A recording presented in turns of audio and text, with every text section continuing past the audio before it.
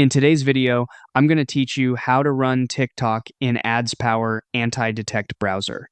We'll start by creating a profile that's optimized specifically for TikTok. Open AdsPower, then click New Profile or Single Import in the top left corner. From there, give the profile a clear, descriptive name so it's easy to recognize later, especially if you plan to manage multiple accounts. Under Browser Engine, select Sun Browser, which is Chromium-based. This option generally offers better stability and stronger support for TikTok's modern web interface. Next, choose the operating system that fits how you want to run the account. If you're using TikTok through the desktop web version, Windows or Mac OS is the right choice. If your setup is meant to simulate a native mobile environment, choose Android. Once the profile is created, move down to the proxy section and switch the setting to custom.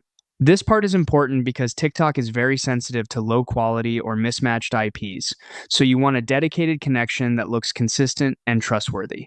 Choose either SOCKS 5 or HTTP for the proxy protocol. Then enter your proxy details, including the host, port, username, and password.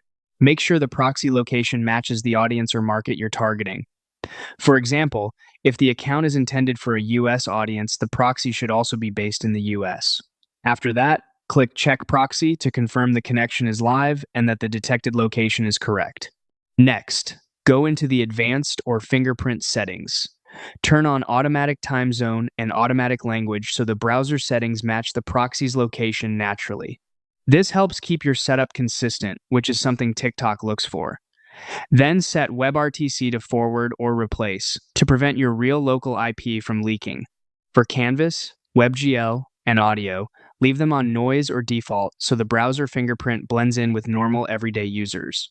When everything looks right, click OK at the bottom to save the profile setup.